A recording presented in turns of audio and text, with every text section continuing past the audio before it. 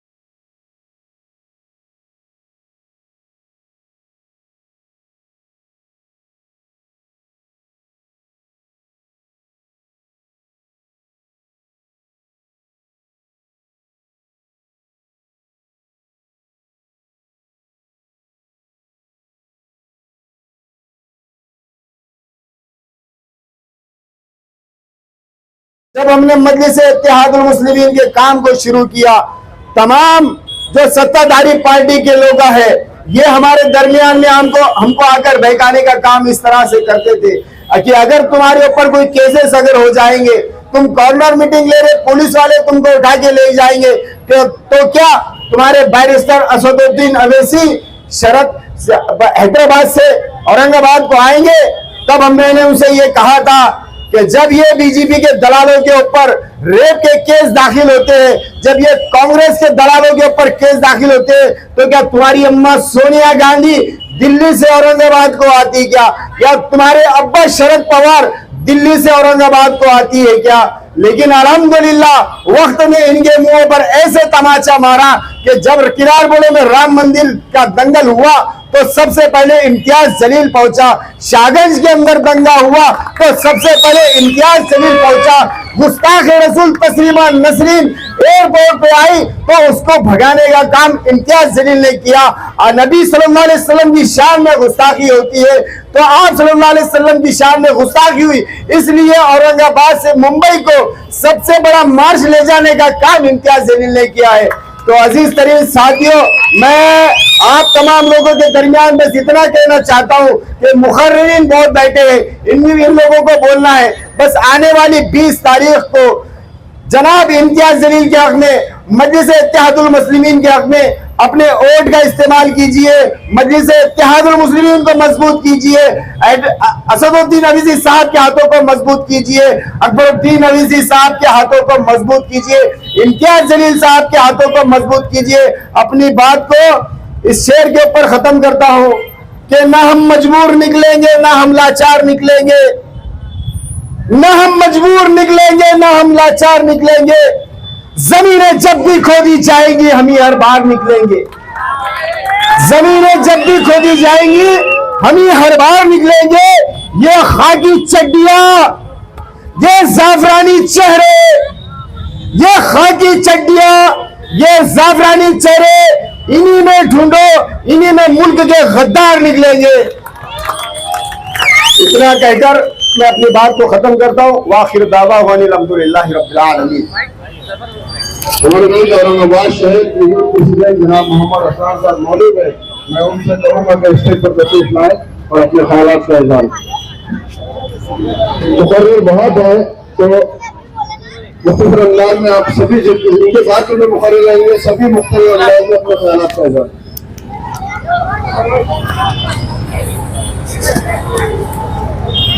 औज़ु बिल्लाहि मिनश शैतानिर रजीम, बिस्मिल्लाहिर रहमानिर रहीम।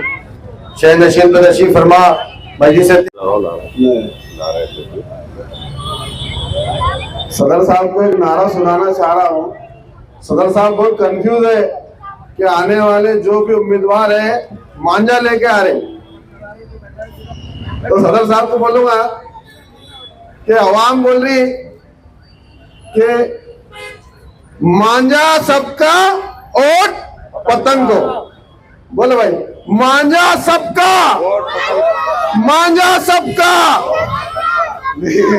असल में जो मांझे वाली बात है ना, तो ये समझिए कैमरे में कह रहा हूं मैं, ये मजलिस इत्तेहादुल मुस्लिमीन ने मुसलमानों के अंदर जो सबसे बड़ी गैरत पैदा की है वो यही की है कि हम वोट खरीदते नहीं हो। हमारे कायद ने हमें ये सिखाया है कि जमीन के ऊपर काम करो, चाहे वो आरिफ हुसैनी साहब हो, चाहे मीर हिदायत अली साहब हो, चाहे हमारी पार्टी का मामूली कार्यकर्ता हो, हम जमीन पर काम करते हैं और वोट मांगते हैं। जिन्होंने हराम के माल कमा के रखे हैं लोगों का खून चूस चूस कर, वो हजारों रुपए में आपके वोट खरीदने की कोशिश करेंगे। मैं कैमरे पर तो नहीं कह सकता हूँ, लेकिन 20 नवंबर को आसमान में सिर्फ पतंग उड़ानी चाहिए, मांझा चाहे किसी का मिले जाए।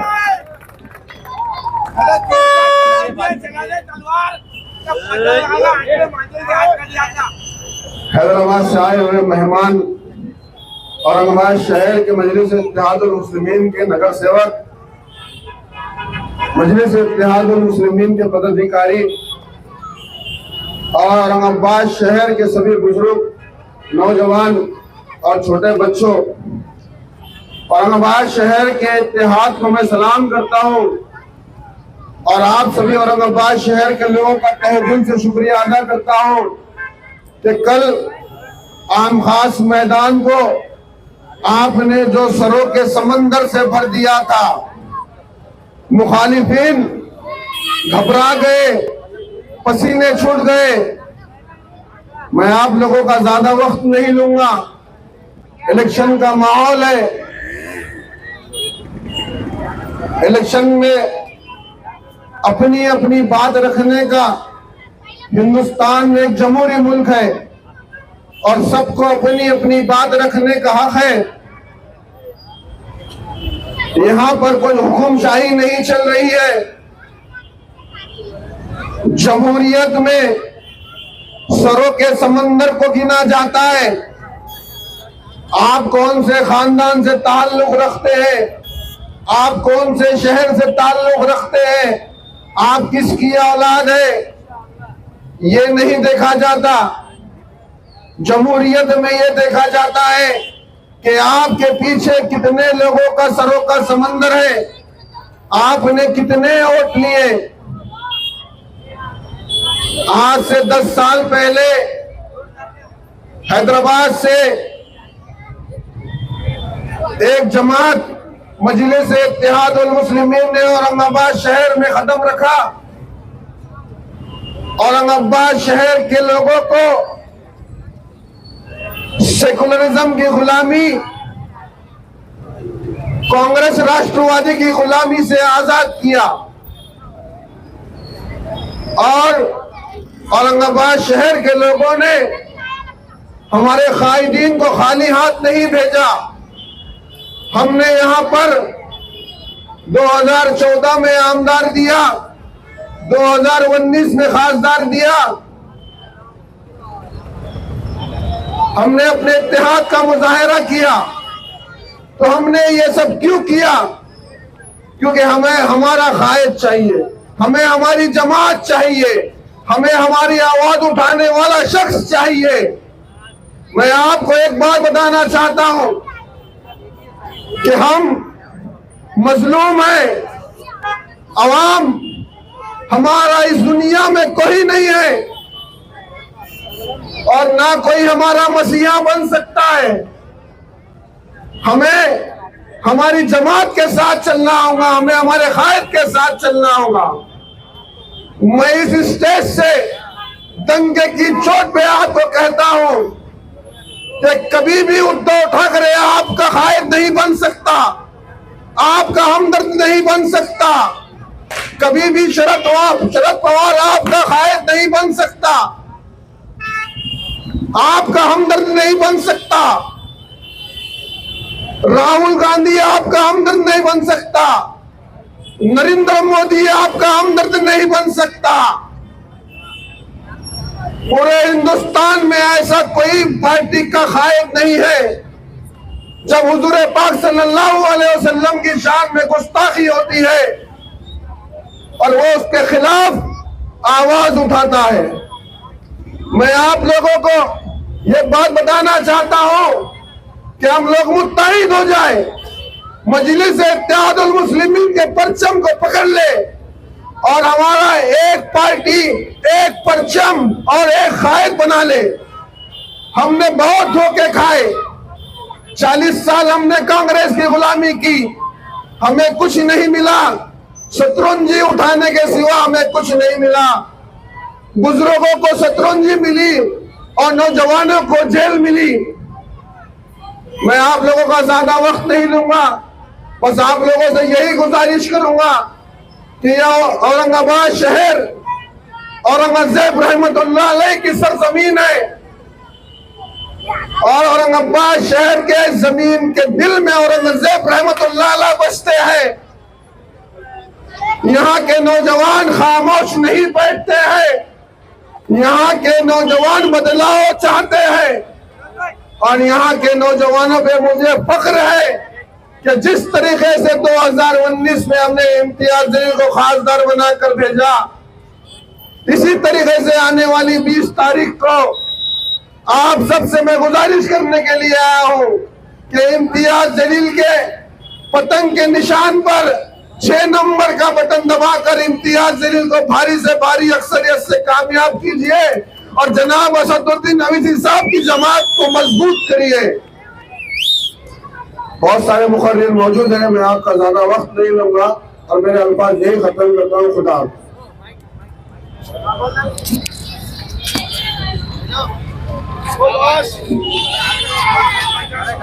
मेरी नौजवानों से दरखास्त है कि बेटा आप सामने आ जाए स्टेज पे, आप लोगों को भी अच्छे से सुनाई देगा हमारे मुकर्रिरीन मेहमान क्या कहने वाले हैं। बहरहाल शाह बाजार के नौजवानों, बुजुर्गों, अस्सलाम वालेकुम रहमतुल्लाहि बरकातहू।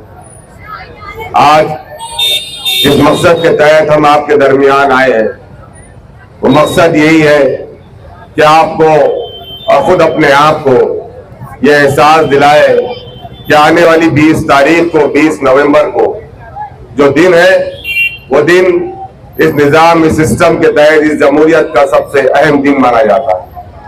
दोस्तों और नौजवानों, मजलिस इत्तेहादुल मुस्लिमीन ने आज से तकरीबन 10 साल पहले आप में और मुझ में यह एहसास पैदा किया था कि हम और आप मिलकर अपनी क़यादत खड़े कर सकते हैं।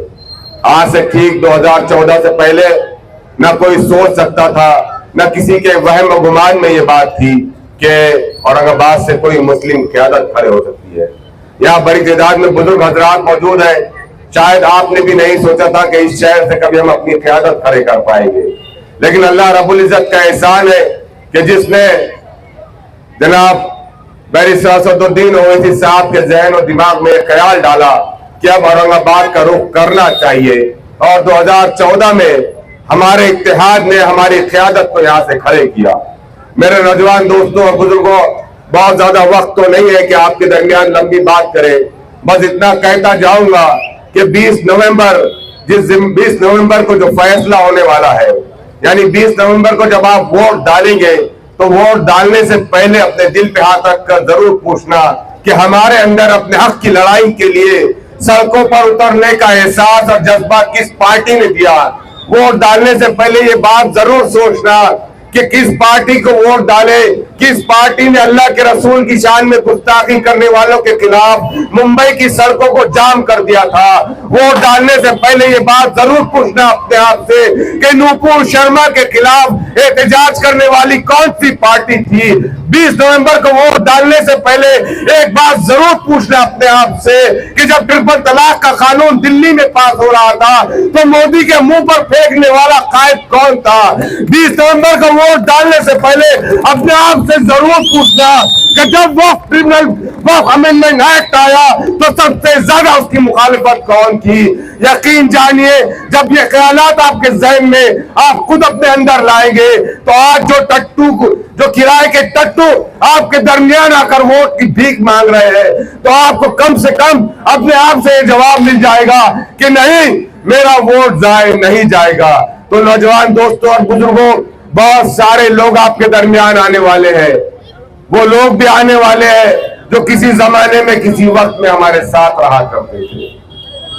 लेकिन जरा पूछ लेना, उन्हीं सियासी जमातों से पूछना और उनके नुमाइंदों से पूछना कि जब मुसलमानों पर जुल्म और सितम किए जाते हैं, जब मुसलमानों के खिलाफ बिल बनाए जाते हैं, तो कौन सी सियासी पार्टी है जो इसके खिलाफ आवाज उठाती है। मैं ये पूछना चाहता हूं कि कांग्रेस और एनसीपी और शिवसेना उद्धव गठ वाले सुनो, अगर तुम इतने संजीदा होते मुसलमानों की तरक्की और बहबूद के लिए तो मैं ये बात दावे से कह सकता हूं कि पूरे मराठवाड़ा में सबसे ज्यादा मुसलमानों की तादाद इस शहर औरंगाबाद में है। क्या वजह है कि कांग्रेस और एनसीपी वालों ने हमारे इस शहर से टिकट नहीं दिया? उसकी सबसे पहली वजह तो यह है कि वो आपके इत्तेहाद से डरते हैं। वो आपके इत्तेहाद से डरते हैं। उन्हें पता है कि जब औरंगाबाद का मुसलमान मुत्तहद होता है तो उनकी झोली में वोट नहीं पड़ते। दूसरी वजह यह है मेरे भाइयों कि उन्होंने आपको आज तक सिर्फ एक वोट बैंक की तौर पर इस्तेमाल किया। ये बीजेपी से इन्होंने मुंबई और दिल्ली में बैठकर गठजोड़ किया, इन्होंने मांडोलिया की, लाखों करोड़ों रुपए में इन्होंने औरंगाबाद के टिकट को बेचा। इस वजह से इन्होंने किसी मुसलमान को मौका नहीं दिया। कांग्रेस और एनसीपी में मौजूद जितने मुसलमान लीडर हैं मेरे भाई है, मेरे कलमा को भाई है, जरा अपने कायदीन से पूछना कि तुमने औरंगाबाद से उन्हें मौका क्यों नहीं दिया। वो सिर्फ आपको चटाया उठाने के काबिल बनाना रखना चाहते हैं। वो कभी नहीं चाहते कि मुसलमानों के अंदर कोई लीडर पैदा हो। हम यही दरखास्त और यही एहसास आपके पास लेकर आए हैं कि एक जमात, एक लीडर जिसने मुझे और आपको मुत्तहद कर दिया है। इम्तियाज जलील साहब को जब जब मौका मिला उन्होंने हमारे शहर के डेवलपमेंट के लिए बहुत काम किए। मैं ये नहीं कहता कि हर कोई मुकम्मल है। इस शहर, अगर इस अवार्ड की अगर मैं बात करूं शाह बाजार की, तो आरिफ हुसैनी साहब ने हर मुमकिन कोशिश की। हमारे अपने यहाँ के जिम्मेदारान ने बहुत सारी कोशिश की कि इस वार्ड के अंदर ज्यादा से ज्यादा तरक्याती काम हो। हमसे जितना होता था हमने किए, हमसे जितना होता था हमने पूरी कोशिश किए। तो मेरे नौजवान दोस्तों और बुजुर्गों, 20 तारीख से पहले आपके वोट खरीदने के लिए भी आपके पास आएंगे लोग। आपको 500 रुपए में एक वोट के देने की तैयारी है, 1000 रुपए आपके एक वोट की देने की तैयारी है। बस आखिरी कैलकुलेशन करके अपनी बात जाऊंगा कि आज जब हम फकीर को खैरात करते हैं ना, तो वो 2 रुपए और 5 रुपए से कम नहीं लेता है। अगर अल्लाह ना करे हमने अपना वोट बेच दिया 1000 रुपए में, और 365 दिन को अगर मैं 5 साल से दर्द करूं, इंटू करूं, तो कम से कम 1800 दिन होते हैं 5 साल में। और अगर आप अपना 1000 रुपए में एक वोट बेचेंगे, इसका मतलब यह है कि आप रोजाना अपने जमीर को और अपने आप को 50 पैसे में बेच रहे हैं। तो खुदा के लिए अपने वोट को मत बेचिए। खरीदने के लिए बहुत खरीदार आएंगे, लेकिन शायद उन्हें पता नहीं है कि बाजार में कुत्ते बिकते हैं, शेर नहीं बिका करते हैं। बहुत बहुत शुक्रिया, जज़ाकल्लाह खैर। फिर मुलाकात होगी।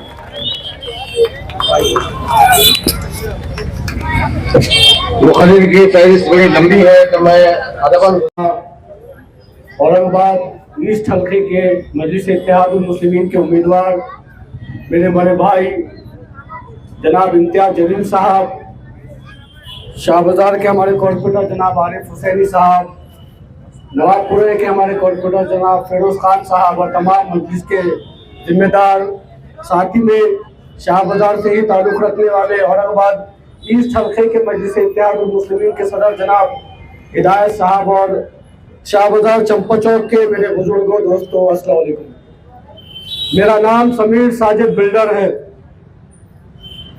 मैं इन्हीं गलियों के अंदर, शाह बाजार की, चंपा चौक की इन्हीं गलियों के अंदर हम लोग घूम कर बड़े हुए।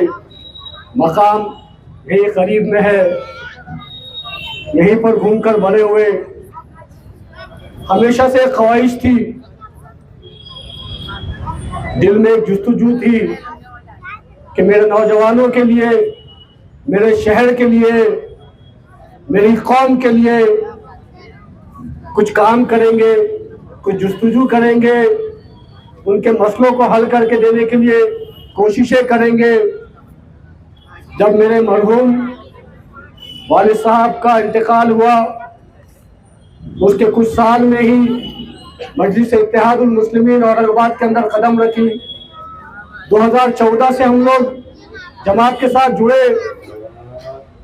2017 के अंदर इम्तियाज जलील साहब ने आपके महल्ले के एक नौजवान को औरंगाबाद शहर का सदर बनाया। औरंगाबाद शहर में जब सदारत मिली तो हम लोगों ने दारुस्सलाम औरंगाबाद को अमल में लाया।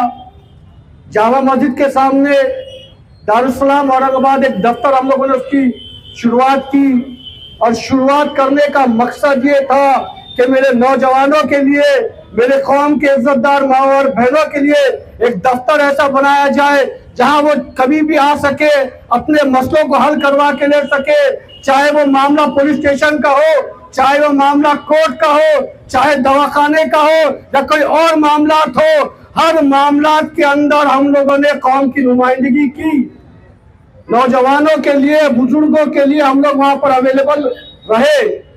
एक ऐसा ही दफ्तर इम्तियाज जलील साहब भी चलाते हैं, दुआ बैंक जिसको कहा जाता है, जिसके जरिए से नौजवानों को तालीम दिलाने की कोशिश की जाती है, स्किल डेवलपमेंट के प्रोग्राम्स लिए जाते हैं, उनको नौकरियों पर लगाकर देने का काम किया जाता है।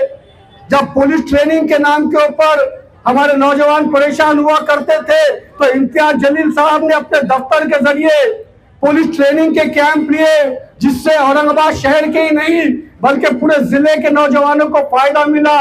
और आज कई सारे नौजवान नौकरियों पर लगे हुए हैं तो उसकी बदौलत इम्तियाज जलील साहब है। अगर हमारी बच्चियां आज अगर दुआ बैंक के जरिए सिलाई मशीन की ट्रेनिंग ले रही है तो इसका श्रेय इम्तियाज भाई को जाता है। अगर हमारी बच्चियां सिलाई मशीन की ट्रेनिंग लेने के बाद में जब उनका कोर्स खत्म हो जाता है तो उन बच्चों को फ्री में सिलाई मशीन इम्तियाज जलील साहब की तरफ से दी जाती है और वो बच्चियां ट्रेनिंग हासिल करने के बाद खुद मुख्तार होकर कुछ कर सके, इसलिए वो सिलाई मशीन इम्तियाज जलील साहब की तरफ से दी जाती है। जैसे कि आप सब जानते हैं कि मैं खुद भी उम्मीदवार था, मैं मांग कर रहा था जमात से कि मुझे भी मौका दिया जाए। 2019 के अंदर जब इम्तियाज भाई एमपी बने तो पहली बार ये महसूस हुआ कि अल्हम्दुलिल्लाह हम भी आमदार बन सकते, क्यों कॉर्पोरेशन के बारे में सोचना। 2019 के अंदर मैंने मांग की, कहा असद साहब से, कहा इम्तियाज भाई से मुझे मौका दीजिए। लास्ट मूवमेंट तक ऐसा लगा कि मुझे मौका मिलेगा, मगर नहीं मिला। हमने लब्बैक कहा, लगे रहे जमात के साथ, लगे रहे इम्तियाज भाई के साथ, कोशिशें की, मेहनतें की। जिला सदर इम्तियाज जलील साहब ने बना दिया। जब जिला सदर बना तो पूरे जिले के अंदर भागे, हर एक सर्कल तक, हर एक तांडे तक, हर एक गांव तक हम लोगों ने पहुंचने की कोशिश की, मेहनत की। 2024 के अंदर जब एमपी इलेक्शन आए, एक तरफ 3 पार्टियां, बीजेपी, शिंदे सेना, पवार की एक, अजित पवार की एक पार्टी, एक तरफ ये 3 पार्टी, दूसरी तरफ उद्धव की पार्टी, कांग्रेस, शरद पवार की पार्टी, दोनों तरफ ताकतवर पार्टियां, और एक तरफ खड़े थे अकेला इम्तियाज जलील, साथ में असद साहब और अकबर साहब। ये 3 पार्टियों ने अपनी अपनी ताकतें लगाई। पूरा महाराष्ट्र ही नहीं बल्कि पूरे मुल्क के अंदर जितनी भी फिरका परस्त ताकतें थी, वो तमाम ताकतों ने कोशिश ये की कि इम्तियाज भाई को हराओ, असद साहब को अकेला करो, इम्तियाज भाई को हराओ। इम्तियाज भाई की हार मैं नहीं समझता कि हार है, क्योंकि एक अकेले ने मिलकर, सामने कौन, पूरे ताकतवर लोग कितने लेते, 4.5, इधर 3 पार्टियों के एक्स एमपी कितने लेते, 2.5, एक तरफ इम्तियाज जलील अकेला होकर कितने लिया, 3.5 लाख वोट। ये हमारी अकेले की ताकत थी। तो आपसे बात कह रहा था कि मैं भी उम्मीदवार था। जब इतनी मेहनतें की, जब इतनी जुस्तजू की, तो ये उम्मीद थी कि 2024 के अंदर मुझे उम्मीदवारी मिलेगी। मगर 2024 के अंदर भी इतनी मेहनत करने के बाद भी जब सदर साहब का हुक्म आया कि नहीं समीर तुम नहीं, मैं नासिर सिद्दीकी को मौका देता हूं, तो मैंने कहा असद साहब लब्बैक, असद साहब लब्बैक। मैंने जमात के खिलाफ नहीं गया। मैं चाहता तो जा सकता था। 2 दिन मैं चुप रहा, 2 दिन मैं खामोश रहा, तो 2 दिन के अंदर तमाम चिल्ले पिल्ले जितने भी जमात के मुखालिफिन थे, तमाम ने मुझको कॉल किया। किसी ने कहा तुम्हारे साथ नाइंसाफी हुई, किसी ने कहा अरे गेम हो गया, किसी ने कुछ बात की, किसी ने कुछ बात की, मगर सबकी बात में एक बात थी, आओ समीर भाई मिलकर इम्तियाज भाई को हराते, आओ समीर भाई मिलकर अकबर साहब को हराते। और मैं दिन के दिन में हंस रहा था। अब मैं क्यों हंस रहा, मेरे हंसने की वजह यह थी, इम्तियाज भाई का डायलॉग दिमाग में घूम रहा था, बाजार में कुत्ते के पिल्ले, बिल्ली के बच्चे सब मिलते, शेर का बच्चा नहीं मिलता, शेर का बच्चा बाजार में नहीं मिलता। ये पैगाम हम लोगों ने उन तमाम मुखालिफिन को दिया और मैंने उनसे ये जवाब दिया कि समीर साजिद बिल्डर जमात का सिपाही था, है और इंशाअल्लाह हमेशा रहेगा। मुझको टिकट नहीं मिला, बिल्कुल दर्द है, कोशिश किए थे, मगर मेरा यकीन इस बात के ऊपर है, मेरा ईमान इस बात के ऊपर है, इन्नल्लाह मा साबरीन, अल्लाह सब्र करने वालों के साथ है, अल्लाह सब्र करने वालों के साथ है। अगर यही सब्र दूसरे कैंडिडेट्स ने कर लिया होता, जो नहीं लड़ रहे, जो लड़ रहे, अगर उन्होंने भी सब्र कर लिया होता तो शायद फल मिल जाता, फल मिल जाता। मगर मेरी बात सुन लो, बोबड़े 10 साल मौका दी थी तुझे जमात ने, 2 बार तुझे एमएलए का टिकट दिया था। अगर तू सब्र करता, अगर तू सब्र करता तो होता शायद कि असद साहब तुझे 2 दिन के बाद, 4 दिन के बाद मौका दे देते। मगर क्या है वो बेसब्रा, क्या करता, गरम खाना सामने रहता, बेसब्रा है वो, तो मुंह भी जला लेता, खाने का मजा भी नहीं लेता।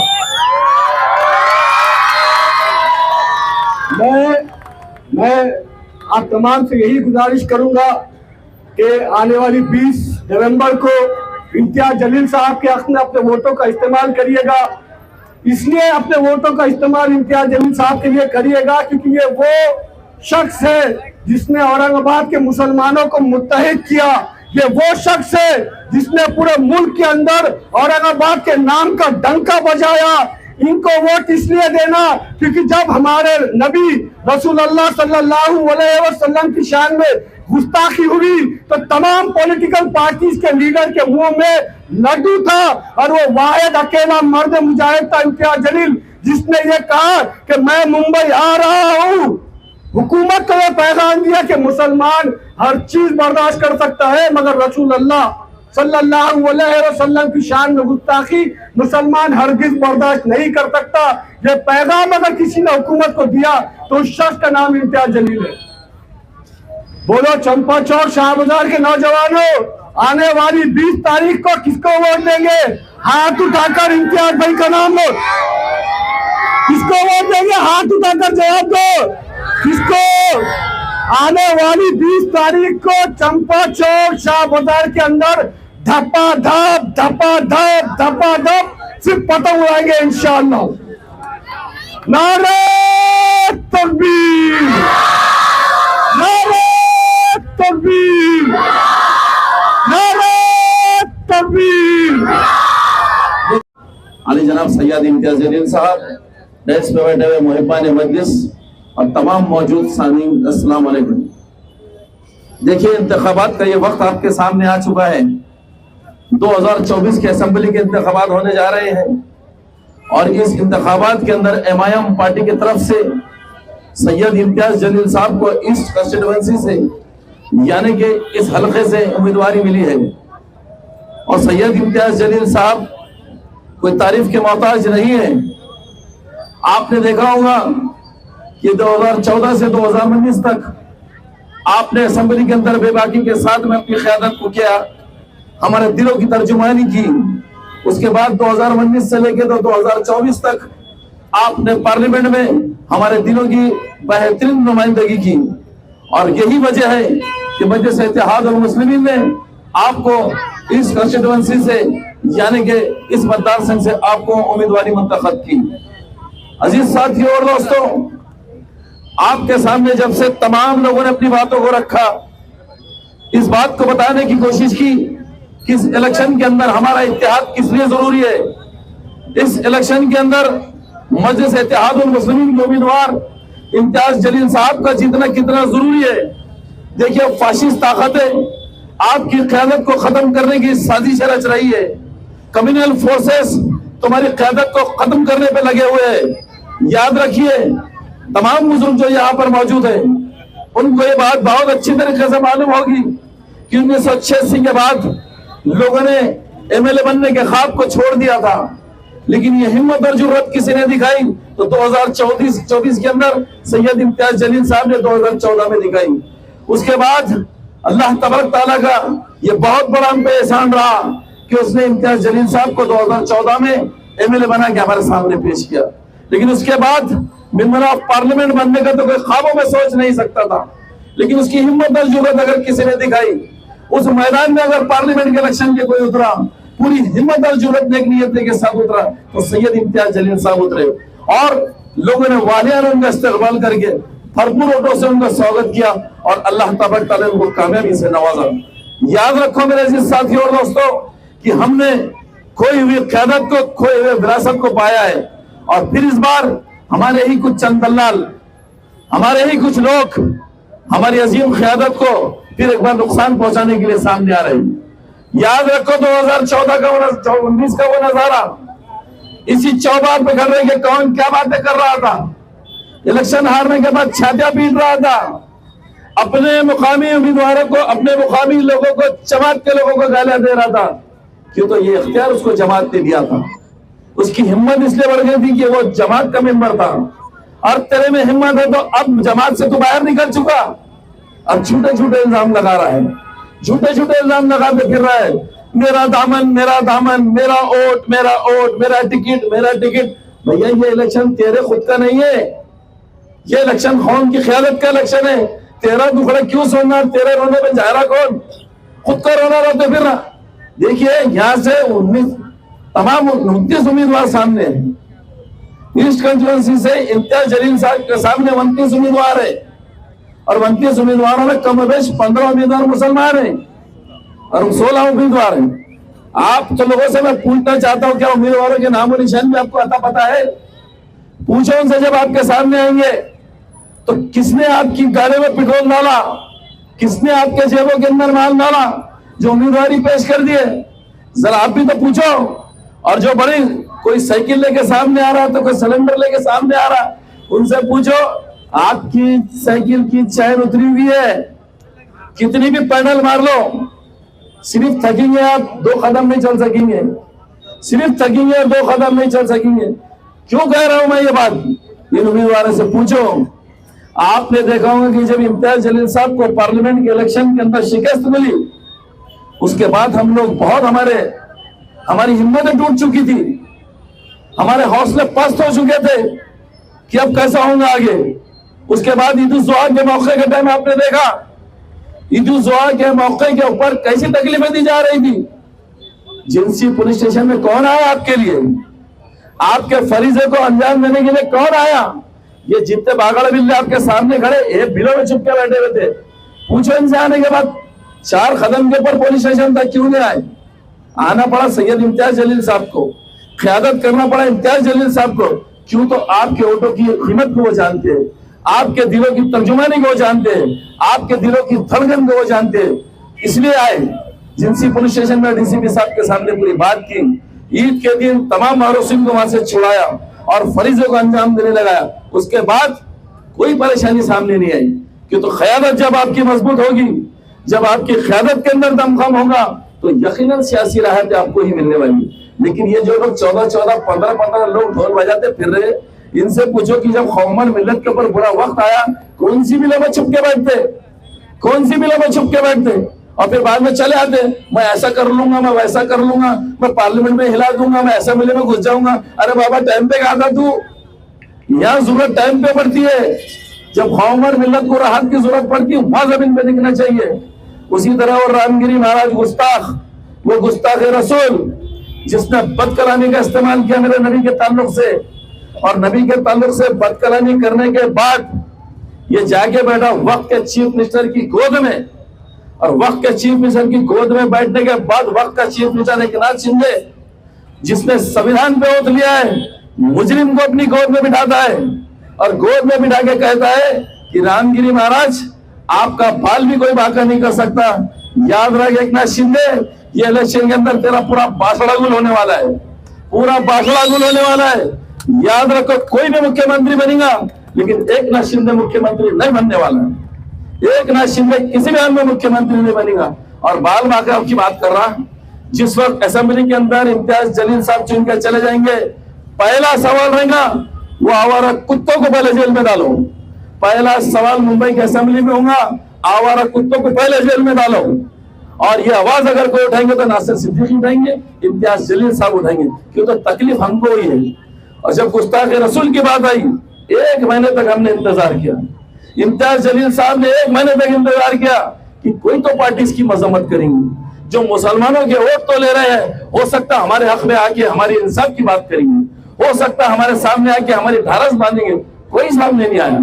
पत्रकार परिषद दिए सैयद इम्तियाज जलील साहब ने हुकूमत को खुले तौर पे कहा कि मैं तुमको 5 दिन का टाइम दे रहा हूं, ये जो आवारा कुत्ते भौंक रहे और मुख्यमंत्री के बगल में बैठ रहे, इनको पकड़ के तुमने अगर काल कोठरी में नहीं डाला तो उसके बाद में फिर मैं बम्बई की तरफ हजारों लोगों का काफिला लेके आऊंगा। ये जुर्रत किसने दिखाई, ये हिम्मत किसने दिखाई? बताओ आप मेरे को। वक्त का चीफ मिनिस्टर खुलेआम कह रहा है कि तुम्हारे बाल को कोई बाका नहीं लगाएगा, और उसकी आंख में आंख डाल के टक्कर अगर कोई ले रहा है तो सिर्फ सैयद इम्तियाज जलील ने ली है। सैयद इम्तियाज जलील ने एकनाथ शिंदे के आंख में आंख डाल के टक्कर ली और कहा कि 5 दिन में अगर उसको गिरफ्तार नहीं करिए तो मैं हजारों लोगों का काफिला लेके समाजपुर उतर जाऊंगा। और वो उन्होंने करके दिखाया। जब हम औरंगाबाद से मुंबई की तरफ जा रहे थे, ये जो आज उम्मीदवार तुम्हारे सामने बन के आए, ये नामर्दा, इनसे पूछो कायरों से बुज़दिलों से, ये घरों में छुप के बैठ के मोबाइल पे देख रहे, अभी कहां तक पहुंचे, अभी कहां तक गए? कहीं पुलिस तो नहीं रोकती, कहीं गिरफ्तार तो नहीं करते?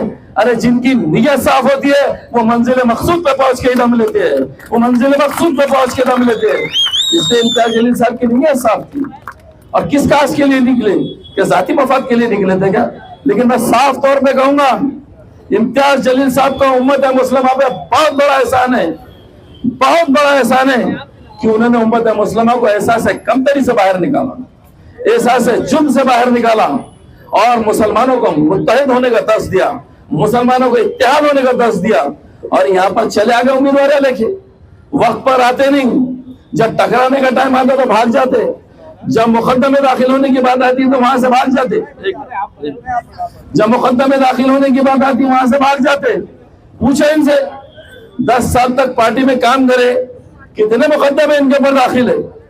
इम्तियाज जलील साहब के ऊपर 20 से 22 मुकद्दमे, नासिर सिद्दीकी पे 15 से 17 मुकद्दमे, जितने कार पढ़ रहे 12-15 मुकद्दमे। शुक्रिया। लेकिन जब कौम से टकराने की बात आती है और कौम को राहत दिलाने की बात आती है तो भीड़ों में छुप जाने वाले लोग, पूछो उनसे लॉकडाउन में कहां थे लोग, पूछो उनसे कोरोना काल में कहां थे लोग, पूछो उनसे जब कौम और मिल्लत के ऊपर दुश्मनी आई तो कहां थे लोग, जो आज उम्मीदवार लेके सामने आ रहे। और मैं तो कहूंगा कि ईस्ट के अंदर तो खासतौर से मेरे को तो बोलना नहीं आता, बोलना नहीं आता तो निकलता मुंह से तबेला। तो भाड़े का टट्टू दिल्ली से लेके आ गए, अब भाड़े के टट्टू दिल्ली से लेके आ गया तो उनको तो औरंगाबाद का कोई ज्ञान है नहीं, लगे भोगने को कुछ भी। अरे भाई तेरा दुखड़ा क्या है? मैं साफ तौर पे एक बात कह देता हूं और खुले तौर पे कह देता हूं कि जनाब, आपका दुखड़ा, आपका गम सिर्फ आपका तना गम है।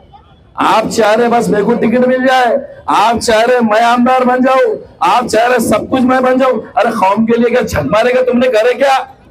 कौम और मिल्लत के लिए तुमने करे क्या?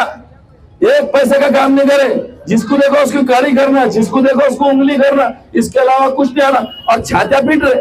अरे भाई आप इलेक्शन अतुल सावे के खिलाफ लड़ रहे हैं, इम्तियाज जलील साहब के खिलाफ लड़ रहे? आप तो बहुत बड़े सूरमा है ना, ये जितने 15 लोग खड़े बहुत सूरमा है ना, इनसे पूछो इलेक्शन किसके खिलाफ लड़ रहे?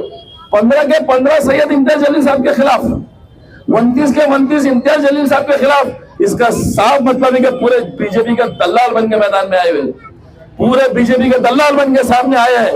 और वक्त इस वक्त हमारा बहुत बड़ा इम्तिहान ले रहा है। याद रखो मेरे अजीज साथियों और दोस्तों, मैं अभी इनके नाम इसलिए नहीं ले रहा कि अभी 100-50 में चल रहे हो, उनको वोट जो है तो अभी 100-50 में। अगर मेरे को लगता है कि वो आखिर वोटों का बहुत बड़ा बंटवारा करे तो उनके पूरा उधड़ के फेंक देता था उन्होंने, लेकिन अभी 100-50 में चल रहे। और याद रखो, अगर 16 लोग आपके सामने हैं और अगर ये 100 वोट भी लेते हैं तो 1600 वोट कम होते हैं, और 1600 वोट कम होते हैं तो 100-200 से खुदा ना खास्ता कोई फैसला पलट जाए तो हम कभी अपने आप को माफ नहीं कर सकेंगे। इसलिए जितने उम्मीदवार सामने खड़े, आप तमाम लोगों को मालूम इनका मकसद तो इलेक्शन जीतना है ही नहीं, इनका मकसद इलेक्शन जीतना हरगिज नहीं है। इनका मकसद सिर्फ जीतने वाले को हराने की कोशिश करना है। और जिसकी नियत साफ है और अल्लाह तबारक तआला जिसके मुकद्दर में जीत लिखी, ये आओगे पाओगे भाड़े के टट्टू कुछ भी नहीं उखाड़ सकते, न कुछ भी कर सकते।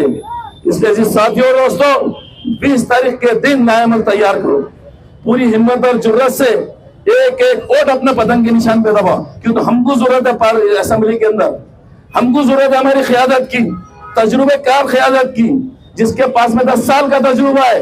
हमको ऐसी क़यादत की जरूरत है। अजीज साथियों दूसरों, इस वक्त कौम बहुत काबिल रहम दौर में, और आपका एक एक वोट बहुत कीमती है।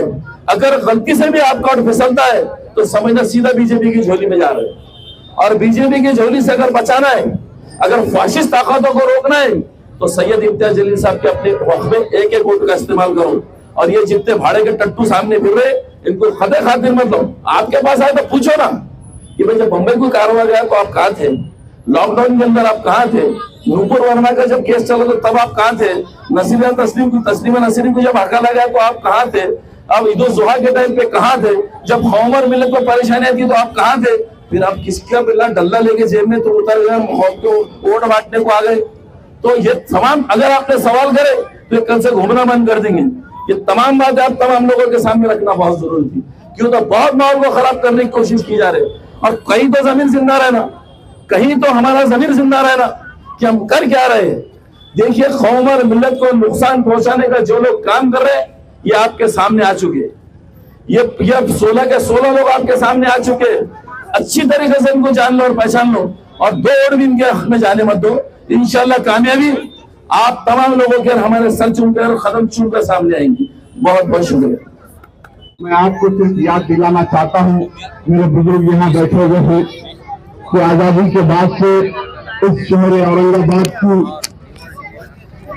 जो जिम्मेदार विशिष्ट हुआ करती थी, ऐवान असेंबली हो कि ऐवान पार्लियामेंट हो कि बल्दिया हो, जहाँ पर हमारा दबदबा रोब और दबदबा था, इस रोब और दबदबे को आहिस्ता आहिस्ता हम खुद अपने हाथों से अगियार के हाथों फुलोगना बनकर खत्म कर चुके। 1986 के बाद यहाँ पर हमारी कोई मुस्लिम क़यादत नहीं रही, हमारे कोई जिम्मेदार, कोई आमदार नहीं, यहाँ से मुस्लिम कोई खासदार नहीं बने थे।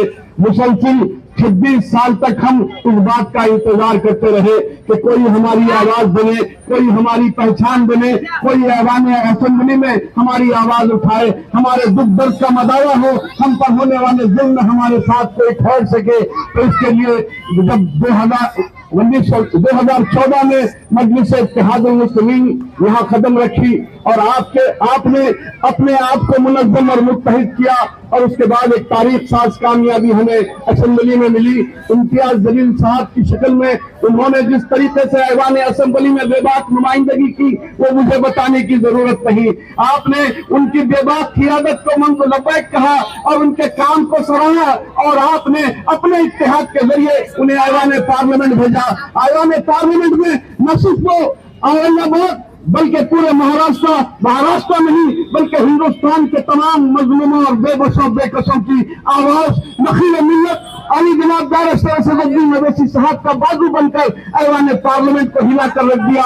ये कोई मामूली बात नहीं है, ये 2 थे लेकिन 500 पर भारी थे। तो इस तरीके से आपने अपने कायद पर एतमाद किया और अपनी क़यादत को मजबूत किया, तो अगियार परेशान हो गए कि क्या बात है कि जिस कौम को हम 26 साल तक मुकम्मल तौर पर यतीम नस्ली कर चुके थे, इनकी बच्चियों में हम जिंदगी का माहौल पैदा कर चुके थे, इनके बच्चे तालीम से महरूम हो रहे थे, ऐसे में ये जुनूनी शख्स और ये जुनूनी जमात फिर कौम को मुनज़्ज़म और मुत्तहिद करके इनके शऊर को जगाकर ये तालीमी बाशी हर मैदान में आगे ले जाने के मंसूबे बना रही है। तो फिर वही जान चली गई जिस तरीके से 1986 से पहले चली गई थी कि हमको कमजोर करने के लिए, हमको मुंतशिर करने के लिए मंसूबे बनाए गए। आज मुझे बताएं कि 3 जमातें इस वक्त आप महाराष्ट्र में जो सबसे बड़ी जमातें हैं, एक बीजेपी, एक कांग्रेस और एक शिवसेना और चौथी एनसीपी। ये 2 जमातें एनसीपी और शिवसेना के 2 टुकड़े हुए, एक बीजेपी में जा मिला, एक कांग्रेस में कांग्रेस के साथ खड़ा है, दूसरा एनसीपी का एक ग्रुप बीजेपी के साथ है और दूसरा ग्रुप इंडिया अलायंस के साथ है। तो मैं बताना चाहता हूँ कि ये तीनों इस तरफ के और तीनों उस तरफ के मुकाबला करना चाहिए। वो चाहते हैं कि ऐवान असेंबली में बीजेपी को रोकना है। तो मैं पूछना चाहता हूँ, बीजेपी को रोकने के लिए तुमको हर महाज पर बीजेपी का मुकाबला करना है, लेकिन गौर करो 3 विशिष्टता ऐसी बताता हूँ मैं आपको। नवाब मलिक जिसको एनसीपी अजीत पवार ने टिकट दिया उनकी साहेबजादी को, वहां पर बीजेपी ने खुले तौर पर ऐलान कर दिया कि नवाब मलिक की बेटी हमें कबूल नहीं है, बीजेपी नवाब मलिक का साथ नहीं देगी। सुनिए अपने दूसरी तरफ संतोल का मामला औरंगाबाद का, वहां का एक ताकतवर उम्मीदवार शिवसेना का, उसने कहा कि भले बीजेपी जीत जाए लेकिन मुझे मजलिस पसंद नहीं है, मजलिस के नुमाइंदे पसंद नहीं है। दूसरी तरफ औरंगाबाद की शान आन इम्तियाज जलील साहब के मुकाबले में जो माहौल है वो आपके सामने है, मैं बताना नहीं चाहता। और अगर जब इताअत अमीरी का जिस इंसान में जज्बा न हो वो अपने आप को अमीर नहीं बना सकता।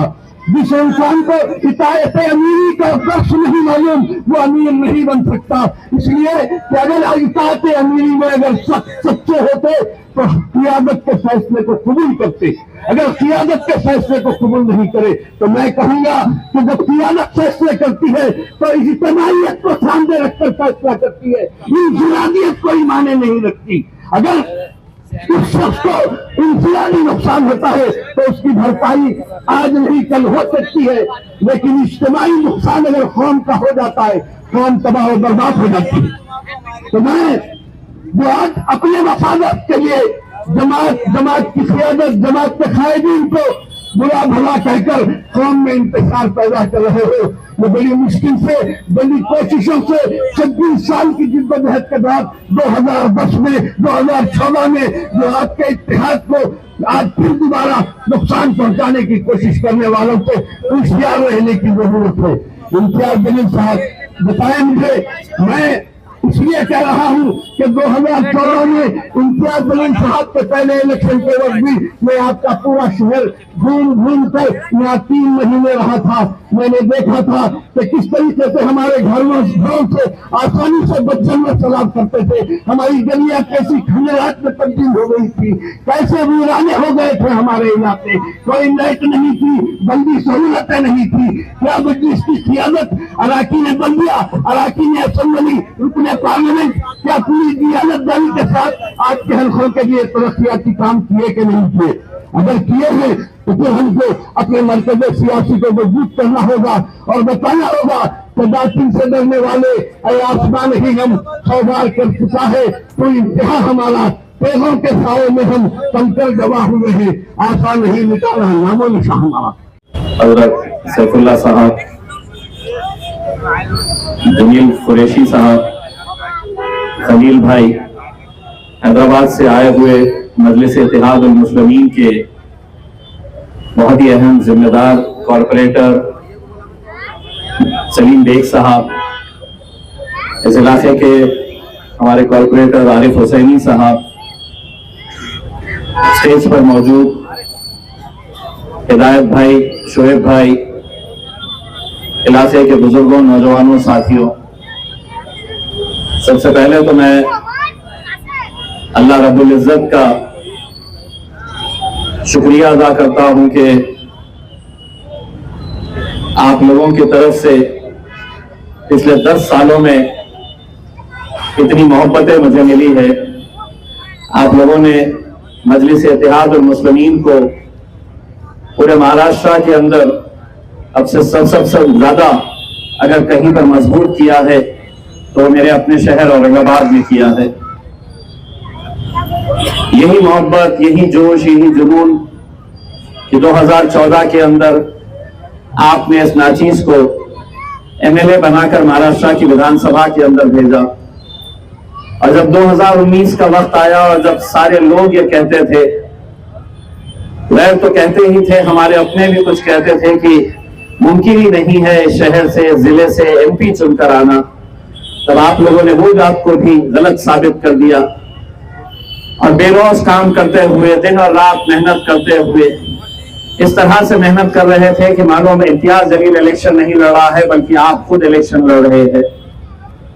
और आप लोगों ने एक तारीख दर्ज करा दी पूरे हिंदुस्तान के अंदर। उस वक्त कितनी सीटें आई थी इसका चर्चा कम हो रहा था। मजलिस महाराष्ट्र के अंदर एक एमपी की सीट लेकर आई थी और औरंगाबाद का नाम उस दिन के बाद से पूरे हिंदुस्तान में ही नहीं जहां जहां पर भी मुस्लिम ममालिक है वहां पर औरंगाबाद का नाम इत्तेहाद की वजह से जाना जाता है। इस शहर ने एकता की मिसाल दी, इत्तेहाद की मिसाल दी, और यही वजह है कि महाराष्ट्र से इकलौता एक मुस्लिम एमपी चुनकर आता है। और इकलौता एक इसलिए कहता हूं कि सिर्फ अकेला मजलिस ने एक उम्मीदवार खड़ा किया था। बाकी तमाम सियासी पार्टियां जो आपका वोट तो पिछले 76 सालों से हासिल करते आ रही है, जब इलेक्शन का वक्त आता है तो टिकट देने का सवाल ही नहीं पैदा होता है। जब टिकट ही नहीं दिया जा रहा है तो लड़ेगा कौन और जीतेगा कौन? लड़ेंगे वही, जीतेंगे वही, और हमारा काम जो है वो सिर्फ वोट देते रहना। हर 5 साल के बाद वो हमारी गलियों में, हमारी बस्ती में, हमारे मोहल्ले के अंदर आएंगे, वादे करेंगे। हर पार्टी के अपने आप को सेकुलर कहने वाले नेता हर मोहल्ले के अंदर पाए जाते हैं। उनका काम यही रहता है कि हर 5 साल के बाद महफिलें सजाना, उन्हें यहाँ पर स्टेज के ऊपर बुलाकर उनका सत्कार करना। वो आएंगे, वादा करेंगे और वादा करके जीत कर चले जाएंगे, और हम इंतजार करते रहेंगे कि हमने इन्हें 2-2 घंटे लाइन में खड़े रहकर तपती हुई धूप में इन्हें एमपी बनाया, एमएलए बनाया। लेकिन हमारे ऊपर जब कोई आफत आती है, हमारे ऊपर जब कोई बात आती है, तो कोई मुंह खोलने के लिए तैयार नहीं है। इलेक्शन जैसे ही खत्म हुआ, आप अच्छी तरह से जानते हैं कि कोल्हापुर में जो घटना हुई थी, गाजापुर नाम का एक छोटा सा गांव, उस कोल्हापुर के अंदर एक दरगाह को लेकर कोई विवाद हुआ। वहां पे बताया गया कि दरगाह के अतराफ में अतिक्रमण है, एनक्रोचमेंट है। सरकार के ऊपर, पुलिस के ऊपर, प्रशासन के ऊपर दबाव डालकर वहां गरीबों की, हर जात, धर्म और मजहब के लोगों की छोटी छोटी दुकानें थी, वो तोड़ी गई, वहां से हटा दी गई। चलिए, हम इस बात का विरोध नहीं करते हैं, लेकिन जो लोग वहां पर इकट्ठा हुए थे, वो जब वापस पलट रहे थे तो गाजापुर नाम का एक छोटा सा गांव है जहां पर महज मुसलमानों के 25 घर है। जब उन्होंने देखा कि किसी दुकान के ऊपर ख्वाजा गरीब नवाज का KGN लिखा हुआ है, उन्होंने देखा कि मुसलमान के किसी घर के ऊपर 786 लिखा है, उनका कोई अतिक्रमण से लेना देना नहीं। घरों में घुसकर तोड़फोड़ की गई। कई घर ऐसे थे जहां से मालों को लूटा गया। कई घर ऐसे थे कि जहां पर हमारी माएं और बहनों के ऊपर तक हाथ डाला गया। कोई बोलने के लिए तैयार नहीं था, कोई बोलने के लिए, कोई आवाज उठाने के लिए तैयार नहीं था। और बड़े अफसोस के साथ कहता हूं, उस इलाके का MP कांग्रेस का था, जिसको मुसलमानों ने, हमारी बुर्खा पहने हुए हमारी मां और बहनों ने 2-2 घंटे लाइन में खड़े रहकर उसको वोट डाल के लोकसभा तक पहुंचाया था। उस दिन घर से बाहर नहीं निकला, क्योंकि ये जितना भी दंगा कराया जा रहा था वो उनका बेटा करा रहा था। पुलिस खामोश, सरकार खामोश, प्रशासन खामोश, और मुसलमान नेता जो इनकी जी हुजूरी के अंदर जिंदगी गुजार रहे हैं, उनमें भी इतनी हिम्मत नहीं हुई कि जाकर उस नेता का कॉलर पकड़ के ये कहे कि तुझे हमने वोट देकर वहां तक पहुंचाया है, आज हमारे घरों में घुसकर तुम हमारे साथ जो सुलूक कर रहे हैं।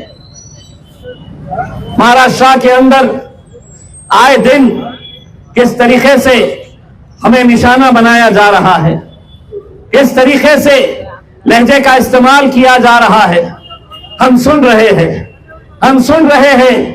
सोशल मीडिया के ऊपर, फेसबुक पे, इंस्टाग्राम पे, व्हाट्सएप के ऊपर हम अपनी नाराजगी जाहिर कर रहे हैं। और नाराजगी किस बात के लिए है कि आपको खुलेआम ऐसे स्टेज के ऊपर भरी महफिल में, कैमरे के सामने, मीडिया के सामने ये बताया जा रहा है कि हम मस्जिदों में घुस के तुम्हें चुन चुन कर मारेंगे। क्या कभी तसव्वुर कर सकते हैं कि इस तरह का जुमला मैंने कहा अपनी जबान से? क्या कभी यह तसव्वुर कर सकते हैं कि आरिफ हुसैनी हो, समीर साजिद हो, वो इस तरह का कोई जुमला कह सके? चंद ही मिनटों के अंदर हमारे ऊपर FIR रजिस्टर हो जाएगा। घर पहुंचने से पहले पुलिस की गाड़ी खड़े रहेगी कि चलिए, कानून इस देश के अंदर 2 नहीं हो सकते हैं। कानून अगर उनके लिए वो है तो हमारे लिए भी वही कानून है। और इतना अच्छे तरीके से समझ लीजिएगा, सिर्फ बात यहां पे खत्म नहीं होती है। आप धमकी दे रहे हैं, लेकिन हद तो यह हो गई है कि जिसे हम अपनी जान से ज्यादा मोहब्बत करते हैं, हमारी पहचान, हमारी शिनाख्त, हमारा वजूद जिसकी वजह से है हमारे नबी करीम सल्लल्लाहु अलैहि वसल्लम, उनके खिलाफ खुलेआम गुस्ताखी हो रही है, खुलेआम गुस्ताखी हो रही है। हम इंतजार कर रहे हैं कि इतने सारे मुसलमान लीडर हैं, अपने आप को मुसलमान बोलने वाले, क्यों खामोश बैठे? इसलिए खामोश बैठे कि अगर मैं कुछ बोला तो मेरे आका शरद पवार नाराज हो जाएंगे। मैंने कुछ बोला तो मेरे आका राहुल गांधी मुझसे नाराज हो जाएंगे।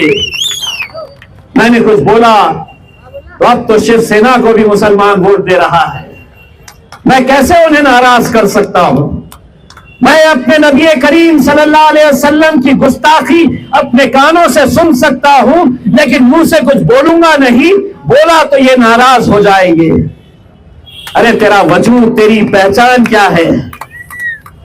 तुम्हारी पहचान, हमारी शिनाख्त क्या है? मैंने जब ये आवाज लगाई तो उसके पीछे एक मकसद था। मैं भी जानता था कि जिस राज्य का मुख्यमंत्री उस रामगिरी को दूसरे ही दिन पीठ थपथपाने के लिए आ जाता है, उसके खिलाफ कार्रवाई कौन सी पुलिस करेगी, कौन सी सरकार करेगी, कौन से प्रशासन करेगा, ये हम अच्छी तरह से जानते थे। लेकिन इस मुल्क के मुसलमानों की तरफ से, इस राज्य के मुसलमानों की तरफ से हमें हुकूमत को भी एक पैगाम देना था, और वो पैगाम ये था कि ये कौम जो है ये कोई मुर्दार कौम नहीं है, हम भी जिंदा कौम है, हम भी जिंदा कौम है, हम भी रास्ते पे आ सकते हैं। जमहूरी तर्ज के ऊपर हम भी अपना एहतजाज दर्ज करा सकते हैं। और अल्हम्दुलिल्लाह हमने आवाज क्या लगाई, हजारों की तादाद के अंदर गाड़ियां लेकर तिरंगा लहराते हुए, उन गाड़ियों के ऊपर तिरंगा लगाकर हम मुंबई की तरफ गए।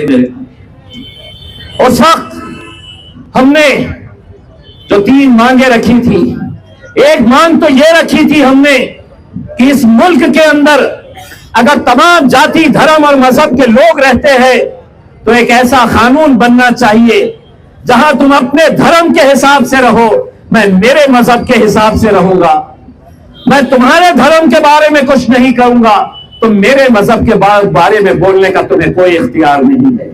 ऐसा कानून बनना चाहिए। दूसरी मांग हमने ये रखी थी कि मौलाना सलमान अजहरी साहब, देखिए देश का कानून महज एक शेर कहते हैं, वो एक अशार, एक शेर कहते हैं वो, जिसके अंदर किसी जाति का, किसी धर्म का, किसी मजहब का, किसी नेता का या मुल्क के खिलाफ कोई ऐसा उसमें किसी का नाम नहीं होता है। लेकिन मौलाना सलमान अजहरी को सिर्फ उस एक शेर की बुनियाद के ऊपर उठाया जाता है। कई महीनों तक गुजरात की जेल के अंदर उन्हें रखा जाता है, एक शेर की वजह से, एक अशार की वजह से। हमने हुकूमत से मांग की, मौलाना सलमान अजहरी को रिहा करे सरकार, वरना हमने उन्हें यह भी बताया था, हम एक बार मुंबई की तरफ आए हैं, अगर मौलाना सलमान अजहरी साहब को नहीं रोके तो इससी बड़ी रैली लेकर हम गुजरात में भी घुस सकते हैं, जा सकते हैं। नतीजा अल्हम्दुलिल्लाह मौलाना सलमान अजहरी को कुछ दिन पहले रिहा कर दिया गया। मेरे भाइयों, ये हम किसके लिए कर रहे हैं? लोग मुझसे भी कहते हैं कि इम्तियाज भाई, आज का ये दौर ऐसा नहीं है कि आप हुकूमत के खिलाफ इतना खुले तौर के ऊपर बोल सकते हैं। आज हुकूमत आपके खिलाफ है, आप सरकार आपके खिलाफ, प्रशासन आपके खिलाफ, पुलिस आपके खिलाफ, कुछ आपके अपने भी आपके खिलाफ।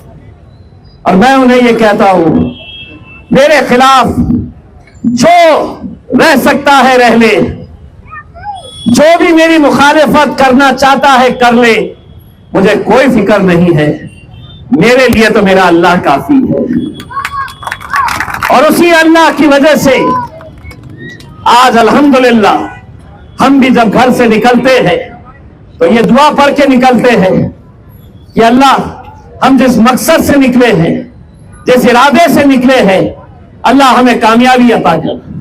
इतनी बड़ी गाड़ियों का काफिला मुंबई तक लेकर जाना, आप तसव्वुर कर सकते हैं यहां से लेके मुंबई तक कितने ऐसे नौजवान थे जो गाड़ियों के ऊपर लटके हुए थे, घंटों तक गाड़ी पे लटके हुए थे। गाड़ियों के बीच का फासला अगर देखे तो करीब करीब गाड़ियां थी। तसव्वुर करिए, एक गाड़ी का ब्रेक फेल हो जाता, एक गाड़ी का पंक्चर हो जाता, एक लड़का जो गाड़ी पे लटका हुआ है अगर उसका हाथ फिसल जाता। लेकिन कहते हैं ना कि अल्लाह भी नीयतों को देखता है। हमारी नीयत साफ थी, हमारा मकसद साफ था, इसीलिए बिना कुछ हुए हम वहां तक अपनी मंजिल तक पहुंचे। मेरे भाइयों बुजुर्गों, 2024 का लोकसभा का इलेक्शन, मैं आप लोगों का तहे दिल से शुक्रिया अदा करता हूं। समीर ने जैसा बताया आपको कि हम कितनी बड़ी बड़ी ताकतों के साथ मुकाबला कर रहे थे। इम्तियाज जलील को हराने के लिए महाराष्ट्र का मुख्यमंत्री एकनाथ शिंदे हेलीकॉप्टर से इलेक्शन से 3 दिन पहले यहां पर आते हैं। हेलीकॉप्टर के अंदर करोड़ों रुपया थैला भर भर के वो लेकर आए। पुलिस की गाड़ियों की मदद ली गई। ये पैसा पुलिस की गाड़ियों से अलग अलग इलाकों तक पहुंचाया गया। उन्हें मालूम था कि अगर हम ये पैसा नहीं खर्च करेंगे, अगर हम पूरी ताकत यहां पर नहीं लगा देंगे, तो मजलिस इत्तेहाद और मुस्लिमीन को यहां कोई हरा नहीं सकता है। लगाए पूरी ताकत। उनके हराम की दौलत के सामने हम बड़े अपने आप को बेबस महसूस कर रहे थे। लेकिन उसके बावजूद भी मुझे फख्र है कि मैं इस आवाम की नुमाइंदगी कर रहा हूं जिसने 3.5 लाख वोटों से मुझे नवाजा है। मामूली बात नहीं है। हार और जीत इलेक्शन में देखी जा सकती है। मैं लोगों को यह कहता हूं कि मैं हारा नहीं हूं। उस हार में भी अल्हम्दुलिल्लाह हमारी जीत है, क्योंकि हमने 3.5 लाख मुसलमानों को मुत्तहिद करने का काम किया है, एक जगह रखने का काम किया है। आगे बैरिस्टर असदुद्दीन अवैसी साहब ने दोबारा मुझे ये मौका दिया है। मैं यकीन मानिए, मैंने असद भाई को मेरी हार के बाद मैंने कहा था कि असद भाई, मैंने 10 साल ये आवाम में मुझे अपने दिल में बसा कर रखा है, अपने कांधे पर मुझे उठाकर रखे हैं इन्होंने। मैं 10 साल अब ये आगे का इलेक्शन में नहीं लड़ना चाहता हूं। लेकिन असद भाई ने मुझसे एक बात कही और उन्होंने कहा है कि लीडर बहुत सारे हो सकते हैं, कोई एमएलए बन सकता है, कोई एमपी बन सकता है, लेकिन मुसलमान लोग अपनी क़यादत को इतनी आसानी से कबूल नहीं करते हैं। उन्होंने मुझसे कहा कि इम्तियाज, महाराष्ट्र नहीं, हिंदुस्तान के मुसलमानों ने यह तस्लीम कर लिया है कि असदुद्दीन अवैसी के साथ इम्तियाज जलील भी मुसलमानों की नुमाइंदगी करने वाला एक नेता। ये समझ लो कि अल्लाह के इसमें क्या रजामंदी रही होगी कि तुम्हें लोकसभा तक नहीं आने दिए, लेकिन तुम्हें विधानसभा जाना है। अब 2024 का ये जब इलेक्शन आया तो आप खुद समझ सकते हैं कि कैसे कैसे साजिशें रची जा रही है, कैसे कैसे हथकंडे अपनाए जा रहे हैं। 28 मुसलमानों को खड़ा किया गया था, 28। आप तसव्वुर करिए, ठेला लगाने वाला रिक्शा चला रहा है, एक बहन ने फॉर्म भर दी, उससे किसी ने जाके पूछा कि ये फॉर्म क्यों भरे हैं आपने? बोले मेरे ऊपर कर्जा हो गया, कुछ पैसा दे डालो मैं बैठ जाती। बागवान नाम का वो शख्स जिसके सर पे टोपी, दाढ़ी, सफेद पैजामा कुर्ता पहनने वाला, जब उसके पास गए कि भाई तू क्यों खड़ा है, तेरे खड़े रहने से वोट तकसीम होंगे, जवाब में क्या कहता है पता है आपको? 5 लाख रुपए दो।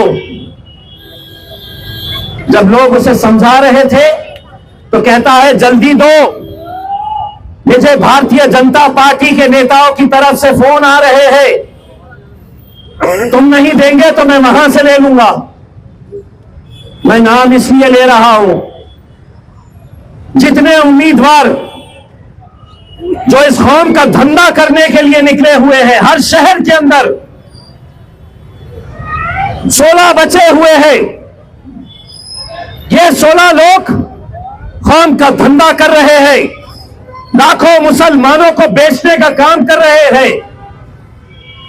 कितना पैसा किसकी तरफ से आ रहा है?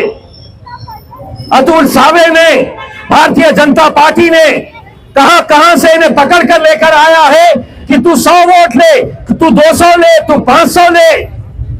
जो मेरे हक के वोट है, जो हमारे हक के वोट है, इसे बांटने का काम करने के लिए पैसे दिए जा रहे हैं।